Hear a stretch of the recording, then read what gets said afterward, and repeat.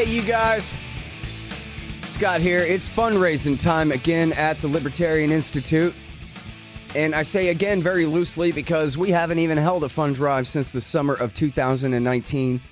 And the reason for that is because you guys were so generous in the great book and institute fundraiser of summer 19 that I felt terrible coming back to you again until the book was finished. But now the book is finished and the institute is out of money. And I got to be able to pay my guys and pay my vendors and keep this thing going. So I need help from you. It's myself, the legendary Sheldon Richmond, the firebrand Pete Quinones, the brilliant Kyle Anzalone, who also works for antiwar.com. And of course, we got Keith Knight, Tommy Salmons, Patrick McFarlane, and all your great podcast hosts there, plus all the best writers in the libertarian movement. And very proud about the 6 books that we've published so far. 3 of mine, 2 of Sheldon's, and 1 posthumous book of the great William Norman Grigg. And we've got more great book projects coming up this year. We're going to publish one by the great Brad Hoff about Syria, and Richard Booth, the best journalist in America on the Oklahoma City bombing, is writing a book all about it for the Libertarian Institute as well. And not only that, but now that Enough Already is done, we're going to try to make part of this fund drive an effort to raise money to buy extra copies of wholesale books so that we can send these to, I don't know, the few best congressmen and their staff, the best people in media, all the middle-ranked newspapers, and, you know, a stash. I like to send 5 or 10 books to all the best peace groups so they have them for all their people and whatever. Of course, the advantage of publishing these books at the Libertarian Institute is we get to do them however we want. But the disadvantage is we don't have a big marketing team and a big budget. And that's where you guys come in. We need your help to promote this book in a very grassroots way from the ground up. And we need your support so that we can buy wholesale copies to send out to the people who need to get their eyes on it. So check out libertarianinstitute.org/donate. We got all kinds of great kickbacks for you there for your donors. We got lifetime subscriptions to Listen and Think Audio. We've got Copper, Ron Paul coins, and all kinds of great stuff there. So check it all out at libertarianinstitute.org/donate. And thank you all very much. All right, you guys, on the line, I've got Hans Kristensen from the Federation of American Scientists. He is the director of their Nuclear Information Project. Welcome back to the show, Hans. How are you doing? Thanks for having me. Well, you're welcome. Very happy to have you here. I'll tell you what, we got into a little conversation on Twitter the other day, not to do a show about Twitter and Twitter events, but just we were discussing, you were discussing the B-1 bomber flights over the Baltic states. Flying out of Norway on these exercises. And then I was saying, look, everybody, nuclear bombers. And you corrected me. And I know you're right about this because I remember this actually from when they were doing overflights over the DMZ in Korea a few years ago, I guess under Obama, that actually a B-1 is not a nuclear bomber, although it can be fitted to be one, but typically they're not. And so then they would be understood to not necessarily be nuclear bombers, but still some kind of bombers. But can't they launch cruise missiles? Or could you please explain to me what I don't know about B-1s and their significance here? Well, so they used to be a nuclear bomber. They were developed to fly low-level nuclear attack missions into the Soviet Union. But when the B-2 bomber started coming online and air defenses improved, they were removed from that mission. And so in the late 90s, they lost their sort of assignment of nuclear weapons. They were no longer assigned to nuclear missions in the warplanes. However, they still had the equipment on them. So they could, of course, the weapons could come back on if they needed to, et cetera, et cetera. However, under the New START treaty with Russia, that equipment was removed. And so today the B-1 bombers are physically incapable of delivering nuclear weapons. So it's not about, we normally don't do it or, well, they could be put back on or something like that. No, they can't. They don't have the capability. We would have to reinstall equipment, rewire the aircraft, load software that is specific to the nuclear weapons to be able to do that. So it is a conventional bomber. I see. That's very interesting, and I didn't realize that was part of the New START treaty. So it's not just a matter of, hey, put a tomahawk in the belly of the thing, drop it out of the bomb bay, and then remote control it with whatever you need to. No, correct. It doesn't have nuclear capability. Okay. All right. So then what is the significance of the Americans flying B-1s? I mean, hey, don't get me wrong. I prefer it to them flying B-2s over there. But what is the significance of them flying B-1s, I mean, essentially right on the Russian border there in all three Baltic states? Well, it is a gradual escalation of bomber operations that has happened over the last 5 years or so, but really sort of kicked in after Russia's invasion of Ukraine in 2014. Immediately after that, a U.S. Strategic Command started strengthening the integration of U.S. strategic bombers in the defense of NATO. And that led to a number of plan upgrades. And we saw a gradual escalation in the number of weapons, the number of bombers that were deployed to Europe, how often they deployed, how many, but also what bases they started going to. And now we're beginning to see them using more bases that they've never gone to before. A couple of years ago, we had a B-2 that landed in Iceland for the first time ever. This now, with the landing of the B-1s in Norway, the operation out of Norway, is the first time ever, as a matter of fact, that U.S. strategic bombers are ever operated out of Norway. Not even during the Cold War did we do that. So this is a significant escalation of bomber operations. And of course, the question is, what are we trying to accomplish with these bomber operations? Is there sort of a strategy here? And so flying over the Baltic states with B-1 bombers is obviously a great display of military power and supposed to signal both to the Russians, but also to the Baltics that we're there. And but of course, the question is, what is it going to accomplish, since those bombers would not go there in times of war? That would be too close to the Russian air defenses. Mm-hmm. So this is sort of a public relations display, if you can say. Mm-hmm. So, in other words, they're kind of implying that, if this was a war, these wouldn't be B-1s, they'd be B-2s, and they'd be full of H-bombs. And that's it's sort of like hitting Iranian-backed Iraqi militias in Syria. It's a little bit of a lesser demonstration to make the larger point. Is that right? Yeah, I think that's right. I mean, you sort of you remind all the audiences, whether they're in Moscow or whether they're in the Baltic capitals, that we have this capability and we can do whatever we want. And so that's sort of the bigger message. But of course, again, the issue is, what do we hope this is going to accomplish? Is this going to make the Russians back down and say, we're sorry, we didn't mean Ukraine, and we're not going to threaten you anymore? Or will it drive this military competition, to the next level that we've seen? And so far, at least in my view, there doesn't seem to be much other thinking behind these operations other than, this is what we do. We deter, we strengthen deterrence. Therefore, we fly further, we go further, we deploy more, we go to more places. So, it's very predictable what's going to happen next year or even this summer. Mm-hmm. You're going to see more bombers going further places, maybe starting out of bases we haven't seen before. So that's the plan. Mm-hmm. Hey, y'all, Scott here. If you want a real education in history and economics, you should check out Tom Woods' Liberty Classroom. Tom and a really great group of professors and experts have put together an entire education of everything they didn't teach you in school but should have.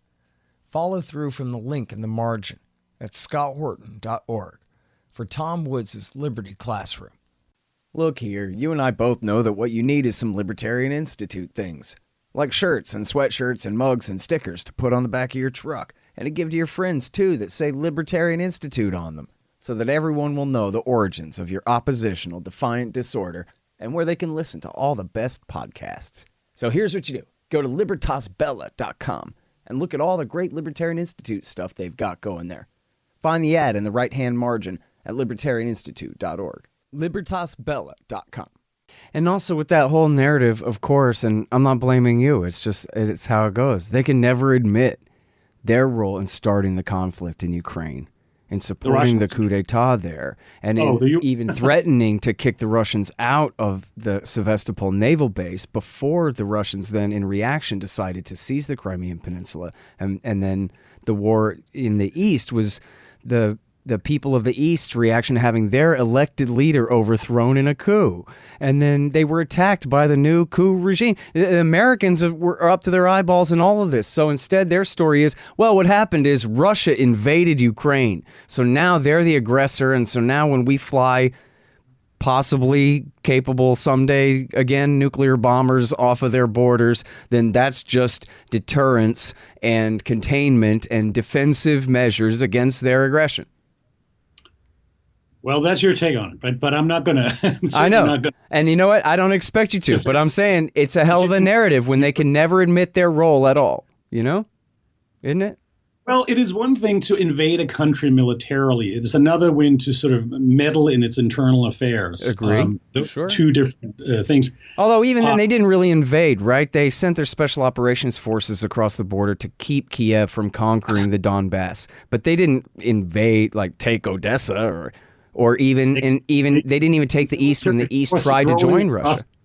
Excuse me, military forces rolling across the border, taking up positions, arresting local people, holding down the country. They have Crimea today. It is invaded. It is occupied. Well, I thought we were talking about the East in the Donbass rather than Crimea. That's kind of a different thing in a sense. But anyway, so, I mean, but come on, you've heard, I'm sorry to go down this trail, but I was just, anyway, you've heard the phone call. You know that Victoria Nuland was busted 2 weeks before the coup saying we're going to do a coup and F the EU because the Germans are taking too long. And so we're going to go ahead and the vice president, Joe Biden, and Robert Sari at the UN are going to help us do this. And Yatsenyuk is the guy that we want to be the new prime minister. And we want Klitschko to stay out. You've heard that phone call. You know that the Americans were involved in. And again, I mean, I'm not saying you deny. You said, well, meddling is different than war, but still, they precipitated that whole crisis in overthrowing an elected government there. That was step one. Right?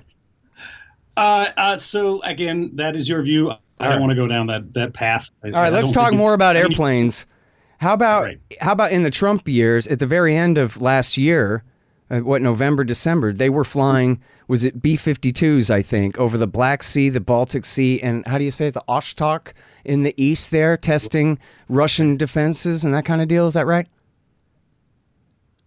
Yeah, so that's the play now that, on both sides, they're busy, operating their forces for several reasons. One, of course, is that everyone wants to develop their contingency plans and upgrade them, et cetera, because we're now in the official military adversarial relationship again. So all those wheels are turning. But in addition to that, they also want to operate their forces so they turn on the light, so to speak, on the other side's air defenses and glean information about what their capabilities are and how they plan to operate their forces, if it came to a clash. So there are a lot of objectives of flying these aircraft, but what's very striking about the operations that have been happening on the NATO side, of course, is that those operations have gradually moved further east, and there are more of them. They're persistent. They go up and down the border, very close to the Russian air defensive systems, explicitly to be able to trigger them, so you can learn from them. And I was just watching this morning that a couple of intelligence aircraft were going back and forth on the northern and eastern side of Kaliningrad. Whereas another larger intelligence aircraft came from Central Europe and took position south of the border. So you suddenly had these, three intelligence aircraft going up and down on the sides, constantly monitoring what's in there, looking in, whatever. Explain Kaliningrad to the audience, would you please?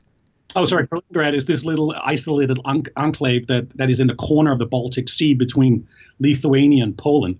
It's sort of a chunk, a leftover of Eastern Europe, Soviet-occupied Eastern Europe, that is still part of Russia today. Mm-hmm. Whereas the Baltic states were, liberated, obviously, and Poland was liberated. That chunk is still part of Russia, and which makes it a really important kind of potential flashpoint, right?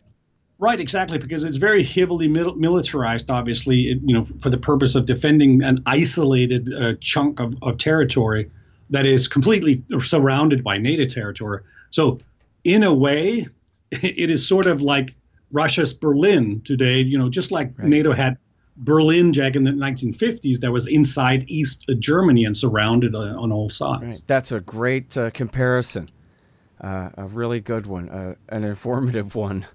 And now, so let me click another tab here. I got Air Force F-15 Eagles also training in the Baltic Sea, and they are training on, if I understand this right, AGM-158 Joint Air-to-Surface JASSMs missiles, which are nuclear-capable missiles. Is that correct?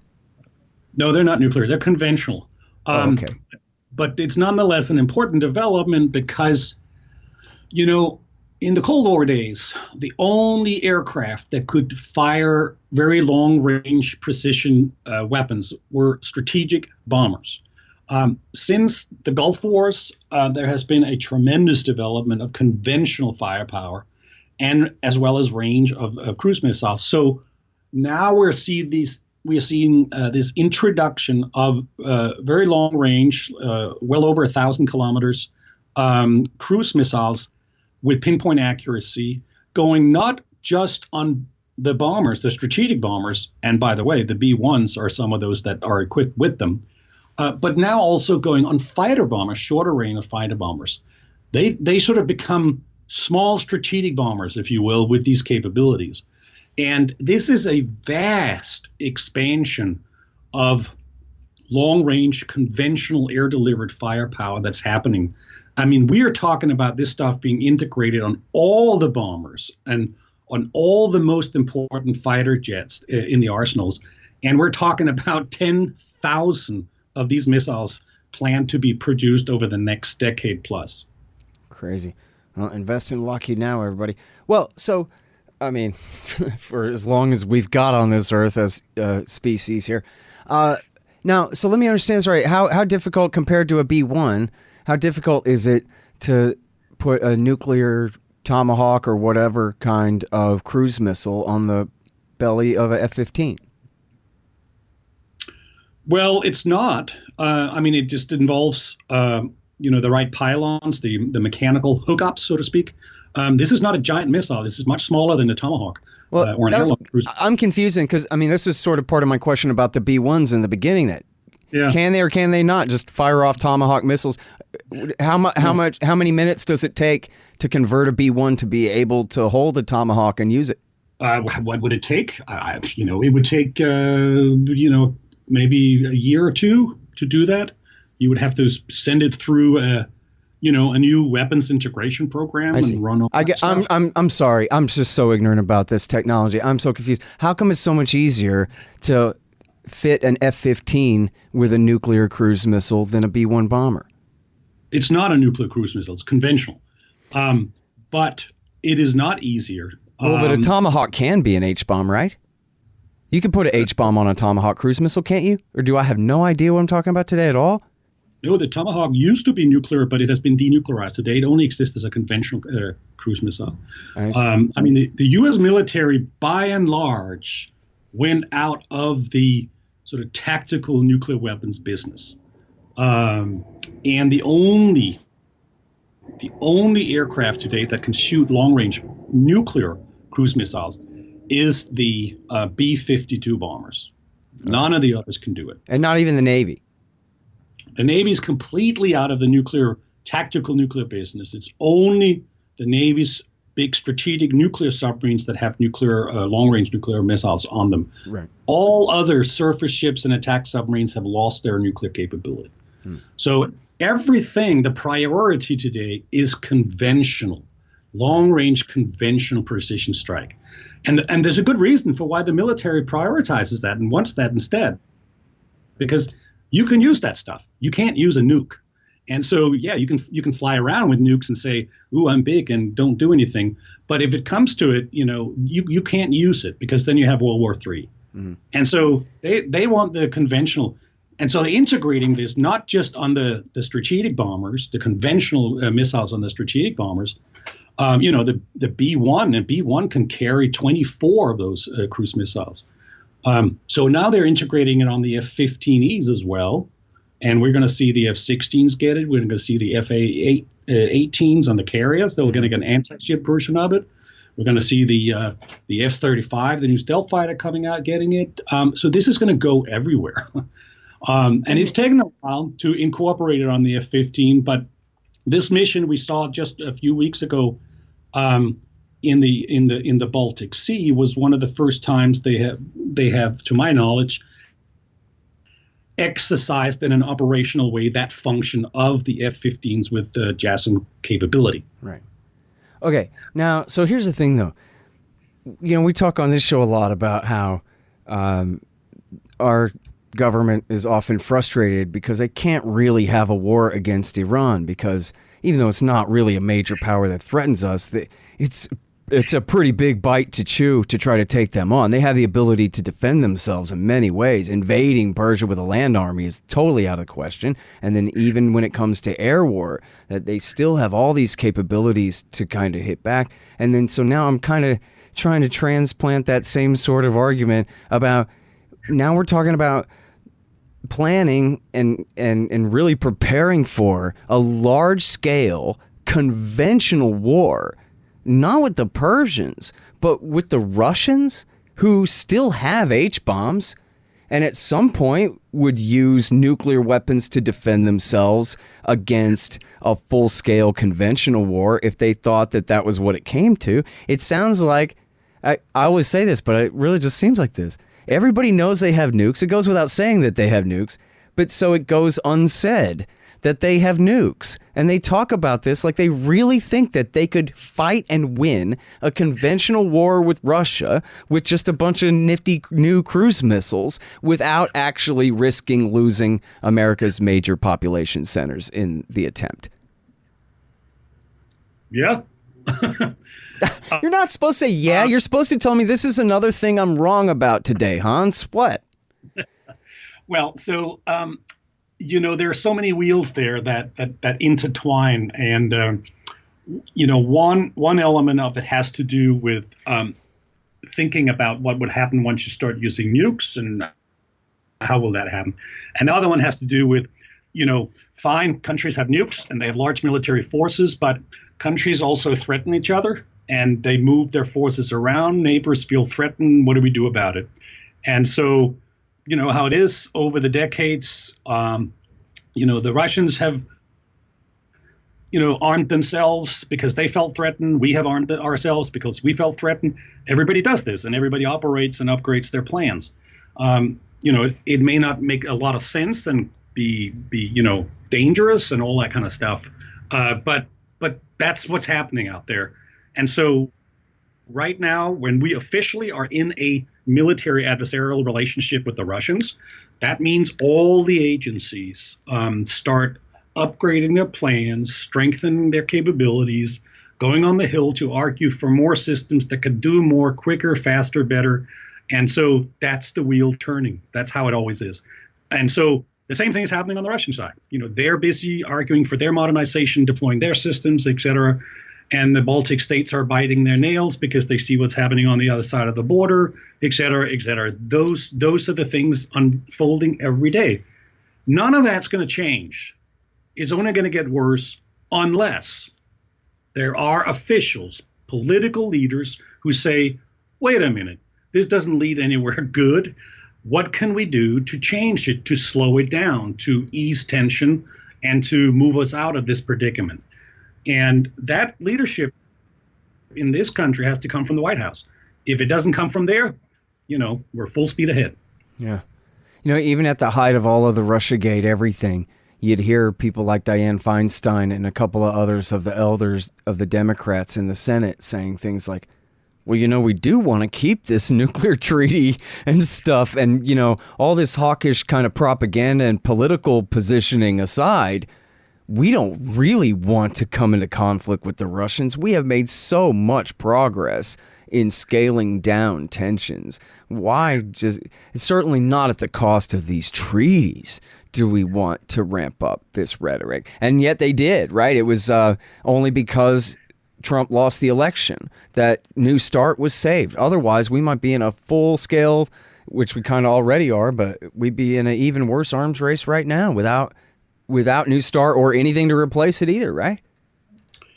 Yeah, you could say at least this new administration is officially, committed not only to extending that treaty, which happened, but also to seek other arms control agreements and limits on, nuclear capabilities.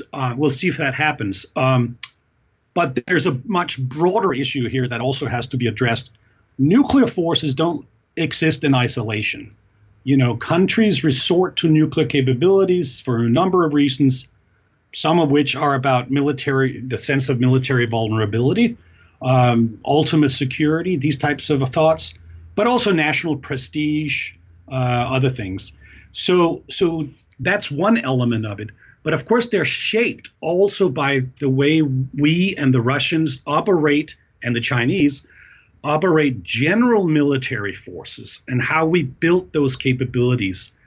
To what extent do they deter adequately, and to what extent do they go over the top and become more threatening, so threatening that they actually deepen the commitment on the other side to holding on to nukes and modernizing nukes and modernizing their military capabilities, etc.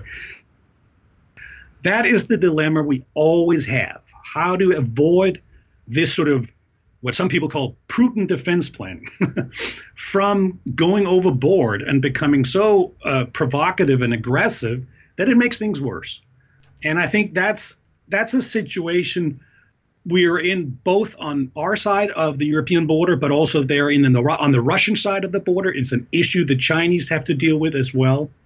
All major powers have to stop and think about this. Yeah. And if they don't, well, guess where we're going to go? It's no surprise. We spent 40 years trying to get out of the Cold War.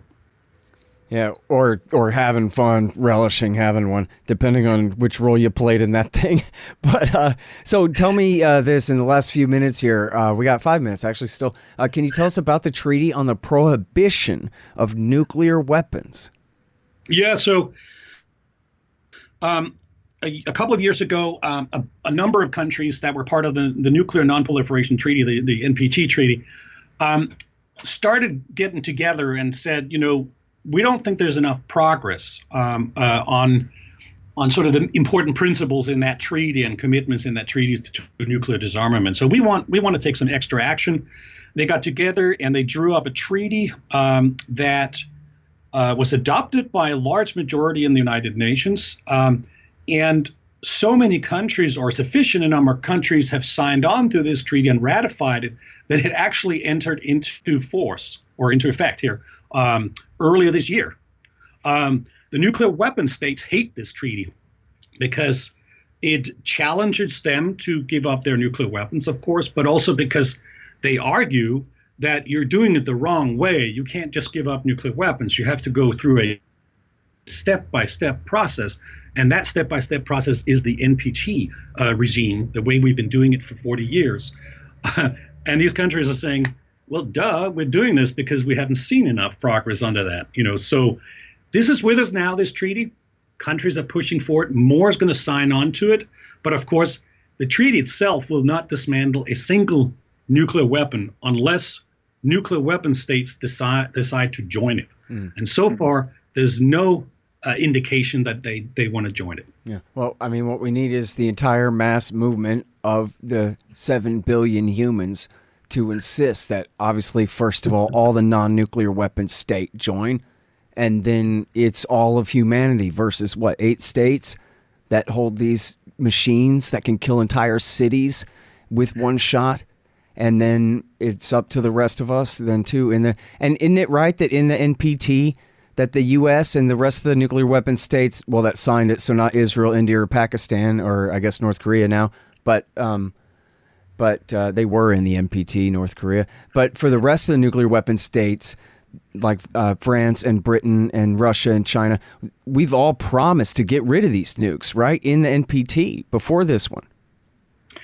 Yeah, that was always the ultimate promise, so to speak, in that in return for non-nuclear countries promising not to develop nuclear weapons or acquire nuclear weapons, in return for that, we promised that we, the nuclear weapon states, would negotiate in good faith about the elimination of nuclear weapons. But it was also talked about in the context of general and complete disarmament. General and complete disarmament. So not just nuclear. And therefore, what we're seeing right now is that some of the nuclear weapon states are beginning to say, yeah, but wait a minute. This is not just our responsibility, it's also your responsibility to help create the world that makes it possible to get rid of nuclear weapons. So that's the kind of argument we're in right now. Mm.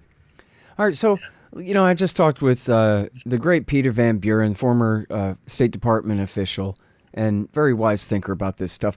And he really likes how there never was a nuclear war this whole time, and that everybody knows that they can't fight. They're not going to use. We can bluster and bluff against China and Russia all day and vice versa if you want to see it that way, but nobody's going to do the thing. And I says, well, but yeah, if it does happen, the problem is it's a really severe consequence, and the risk of escalation into general nuclear war and the decimation of the northern hemisphere at a minimum, this kind of thing is within the realm of possibility, makes it,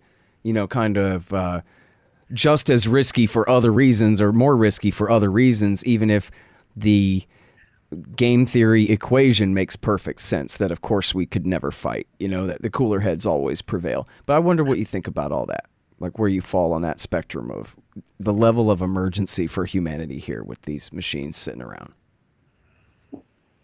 Well, I think the reason people throughout the decades have been so obsessed with nuclear weapons is for the obvious reasons that they're enormously dangerous instruments and people are afraid of them. And this is not just about, left-wing activists running around the streets and screaming. This is also about career government officials, even military officials. Sometimes you can argue that even people that are in the military nuclear planning are some of those that have the most respect for nuclear weapons because they know what can happen if you use them. So I think it's sort of people just come to very different solutions about this.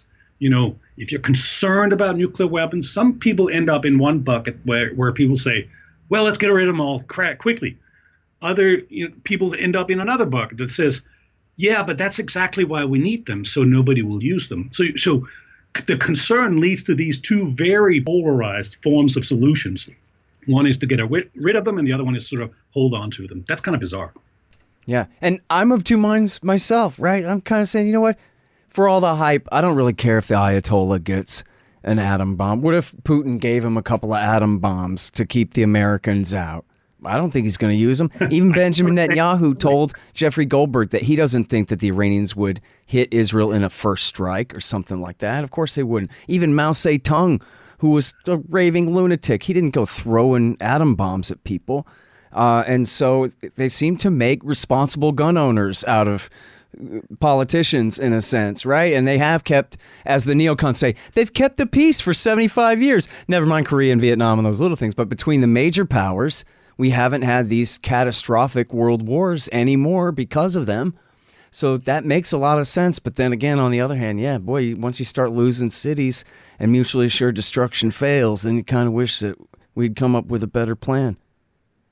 Well, I hope smoldering ruins is not the only measure by which we think about whether nuclear weapons have worked or not.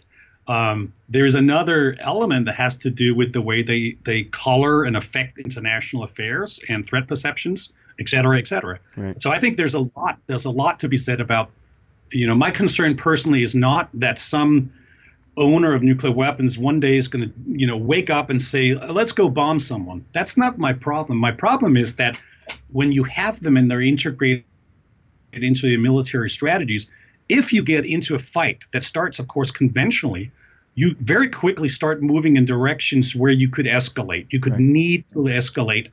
And once that happens, all these theories fly out the window. Absolutely. And all these reassurances, they fall pretty fast. And so that's my concern, that we think we know what's happening, but we cannot predict what is all these pathways to potential use. And imagine you're in charge and your aides tell you there are nukes headed this way right now, sir. Imagine the fear and the mindset that now a president is in, a national security advisor is in. How certain are you? Well, show me that computer readout. Who launched them? Why? What? When? Well, I have 10 minutes to decide? whether to launch H-bombs. I mean, this is crazy that we have it set up like this. The ultimate Mexican stand. It's Bugs Bunny. Is it Bugs Bunny and Elmer Fudd where they just get bigger and bigger guns until it's the whole world? Anyway, exactly. I'm sorry. Oh, go ahead. One more. No, I just thought that's a good analogy. I mean, people who make cartoons sometimes really get it. They see how absurd it is. Yep. But I think that the bottom line here is that whatever we believe in, we have to make sure that we don't end up starting operations and programs and policies that back us up in a corner where all we depend on is rattling the swords and in each other's faces even more. Right. We have to have sane policies that try to turn down the heat and make policies safer and postures safer so we do not have these incidents and accidents that lead to use of nuclear weapons. Right. Great. Okay, thank you so much for your time, Hans. I really appreciate it a lot. Great. Thanks for your call. Really appreciate it. Okay, guys, that is Hans M. Kristensen. He is at the Federation for American Scientists. He is their director of the Nuclear Information Project. The Scott Horton Show, Anti-War Radio, can be heard on KPFK 90.7 FM in LA, APSradio.com, antiwar.com, scotthorton.org, and libertarianinstitute.org.